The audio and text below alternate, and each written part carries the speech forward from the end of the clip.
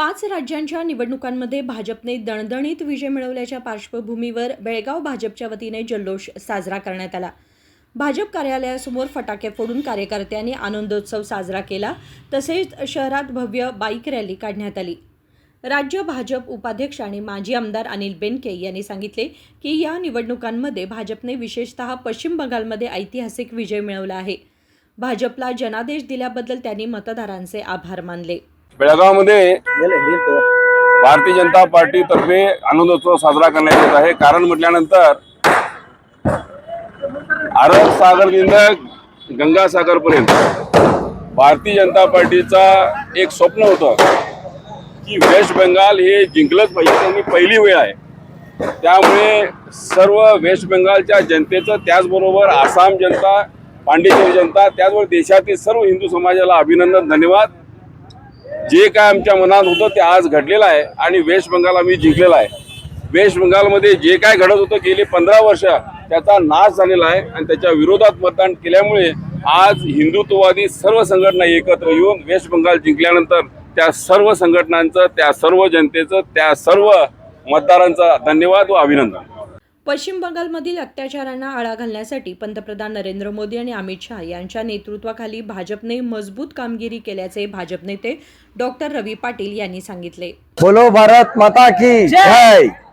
ಇವತ್ತಿನ ದಿವಸ ನಾವು ತುಂಬಾ ವಿಜೃಂಭಣೆಯಿಂದ ವೆಸ್ಟ್ ಬೆಂಗಾಲ್ ಮತ್ತು ಅಸ್ಸಾಂ ಪಾಂಡಿಚೇರಿಯ ಗೆಲುವನ್ನು ಆಚರಿಸ್ತಾ ಇದ್ದೀವಿ। ಇದರಲ್ಲಿ ಬೆಳಗಾವಿ ಮಹಾನಗರದಿಂದ ನಾವೆಲ್ಲರೂ ಇವತ್ತು ವಿಜೃಂಭಣೆಯಿಂದ ನಾವು ಈ ಗೆಲುವನ್ನು ಆಚರಿಸ್ತಾ ಇದ್ದೀವಿ। ಇದರಲ್ಲಿ ನಮ್ಮ ಪಾರ್ಟಿಯ ಎಲ್ಲ ಹಿರಿಯರು ಮತ್ತು ಪದಾಧಿಕಾರಿಗಳು ಪಾಲ್ಗೊಂಡಿದ್ದಾರೆ।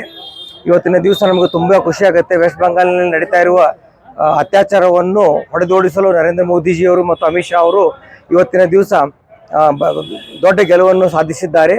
ಈ 3 ಸ್ಟೇಟ್ನಲ್ಲಿ ಮೊದಲನೇ ಟೈಮ್ ನಾವು ಬಿಜೆಪಿ ಸರ್ಕಾರವನ್ನು ಮಾಡ್ತೀವಿ ಮತ್ತು ಗೆಲುವನ್ನು ಸಹ ನಾವು ಫಸ್ಟ್ ಟೈಮ್ ನಾವು ಮಾಡಿದ್ದೀವಿ।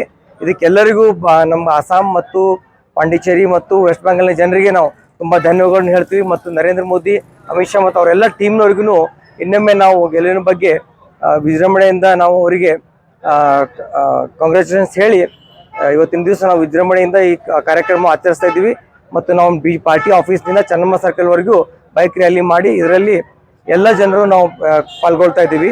ಇದರಲ್ಲಿ 50ಕ್ಕೂ ಹೆಚ್ಚು ಹೆಣ್ಮಕ್ಳು, ಇದರಲ್ಲಿ ಮಹಿಳೆಯರು ಪಾಲ್ಗೊಂಡಿದ್ದಾರೆ। ಅದಕ್ಕೆ ನಮ್ಗೆ ಈ ಸಲ ತುಂಬಾ ಖುಷಿ ಆಗ್ತಾ ಇದೆ। ಧನ್ಯವಾದ।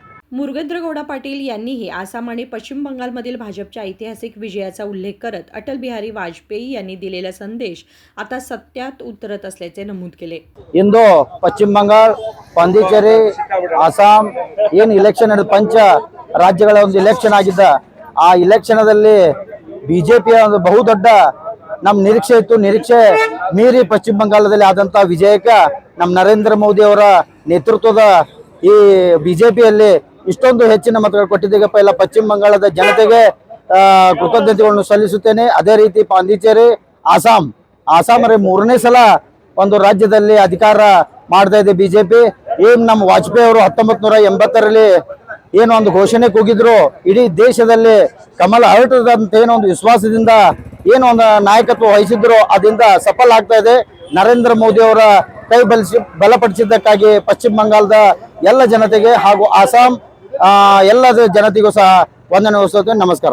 या प्रसंगी निवडून आलेले लोकप्रतिनिधी, पदाधिकारी आणि कार्यकर्ते मोठ्या संख्येने उपस्थित होते। Vinod Kolkar, KMM Marathi, Belgaum.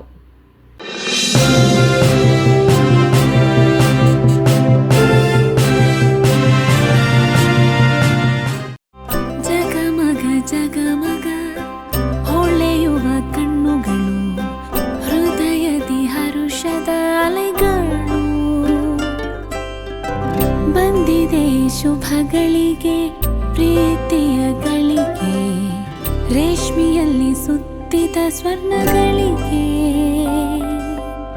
BS Channabasappa and Sons, The Textile Mall, Tilakvadi, Belagavi.